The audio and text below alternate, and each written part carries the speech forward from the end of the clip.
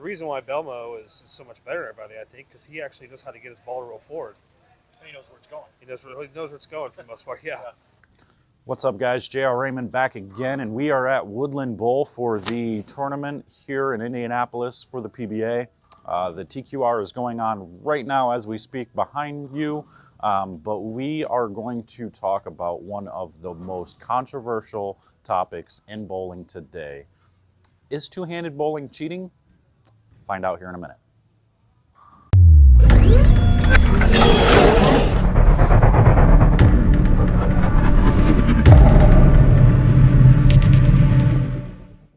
I mean, my son's two-handed.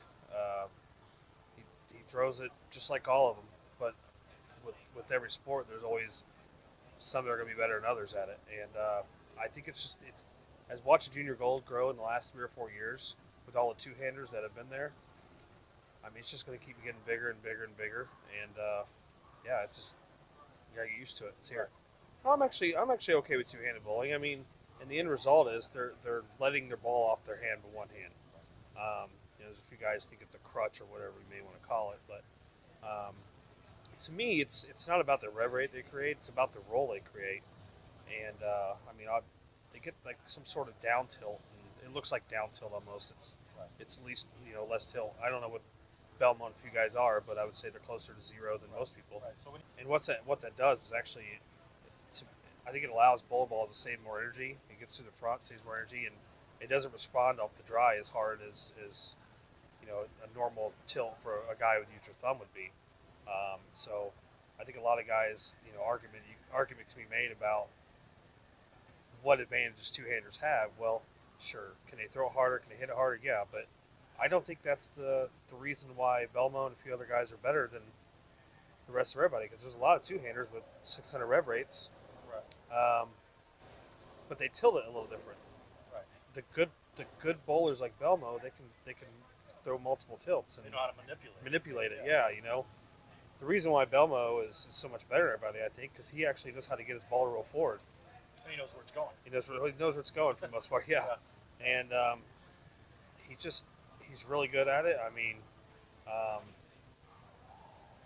there's something with not putting your thumb in the ball that I think helps you with that. And I've messed around with two-handed a little bit. I can do it a little bit. And But what's the hardest thing about it for you? the hardest thing about it is actually getting the backswing. The backswing feels like I'm locked up in the front of my. Right. You feel no swing at all. So it's just really weird. It's hard. And I think that's why you see a lot of two-handers with like a hop. Yeah. They get the hop and they get their hand to the position, and the hop actually helps them shoot it forward. I think. Create a little bit better momentum. Right. To get Create the body momentum. weight Yeah. into the ball. Yeah. Yeah. As we're like Kyle Troop, he Sprints to the line. sprints the line 100 miles an hour. He's one of the few that does what he does, which is why he has a little bit more of a different tilt than most players. Yeah.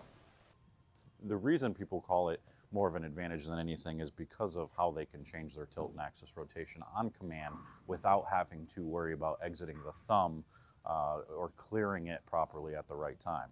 So I'm going to show you here with this. So with a one-handed bowler, when your hand's on the ball, you can only go so far with your hand and rotate before you have to clear the thumb to get it to come around. Now with two hands, you're just putting your fingers in the ball.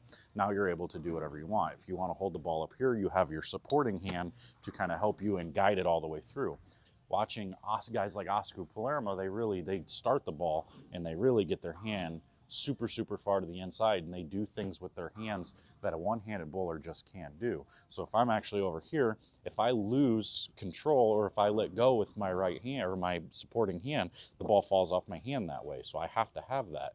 I don't have my thumb to support the ball and to be able to guide it all the way back. So if there is an advantage to two-handed bowling, I would say that's probably the only thing.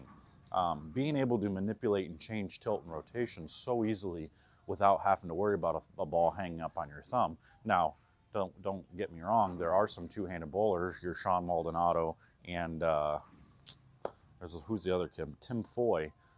Those guys put their thumb in it. Justin Knowles, he's a lefty two-hander. These guys are really good bowlers too, and they use two hands and they put their thumb in it. Not quite sure why. I guess it's just a comfort thing for them, or maybe they feel they have more control. I really don't know. I haven't asked them. Maybe we will ask them. Um, but it's definitely an advantage when it comes to creating higher tilts or higher rotations, and being able to control those types of things a little bit better. The big misconception is people think that they hold the ball and they spin it with both hands. These bowlers do not spin it with both hands. The ball is off their second hand by the time they're at the bottom.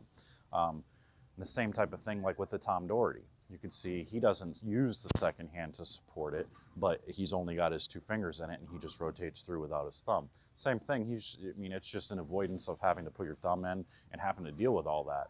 Nothing wrong with it at all. We just have to understand that in all honesty, and this is my opinion, two-handed bowling is actually harder than one-handed bowling. There, I said it.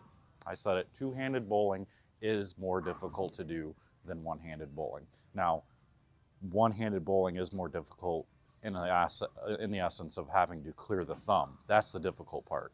But when it comes to being able to repeat and being able to do the same things over and over again to the level of like a Jason Belmonte or an Anthony Simonson, or even we'll say Jesper Svensson or Kyle Trooper, I could just keep naming the guys that are at the top level as two-handers.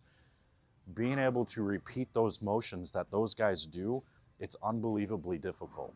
I challenge you to go next time you go bowl to try and just throw some shots two-handed and see how hard it is to keep your hand in specific positions because you don't have your thumb to keep it in that position the whole time.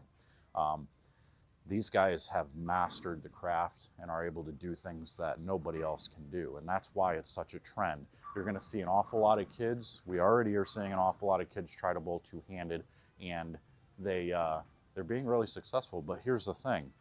I don't think that you're going to see a ton of kids start to take over with two-handed bowling and get to the elite level like Belmonte or Simonson or anybody that's actually having an awful lot of success right now. I think there's going to be a lot of kids doing it, but you're never going to see, at least not in my time, you're not going to see like a top 24 at the PBA event being all two-handed bowlers. I can't see that happening because of the difficulty of two-handed bowling. And I'm sure there will be people that will argue with me and say, oh, two-handed bowling is a cop-out. It's an easy way to learn to hook the ball without actually learning how to hook the ball. I mean, that's an opinion, but I don't believe that's necessarily true. In my opinion, I do believe two-handed bowling is very difficult because I have been teaching it and because I've been watching and analyzing a little bit of what those guys do. And honestly, it is incredible what those guys can do. And in just a different form than what a one-handed bowler does. So let's just try and see where this thing goes and see if we can't just understand the game a little bit better and realize that there's different ways to release the ball and there's different ways to get the job done. As long as we're knocking 10 pins down, that's probably the goal, right? So let's embrace it and let's hope for these guys have become superstars so that way we have a future for our kids to come and bowl and to be able to be professionals later down the road and maybe make some money and more money than what we're making right now. Unless you're me and you're not making a whole lot of cuts because I stink right now. I hope this kind of helps you understand a little bit of what two-handed bowlers get and why it's difficult. And maybe we can break down a little bit more why two-handed bowling is difficult, but these are just a few of the key points that I wanted to make about two-handed bowling that most people don't really understand. They really think it's an easy way out and that it's easier to bowl two-handed, and it's really not. So remember, ball speed's difficult to create when you have two hands on the ball.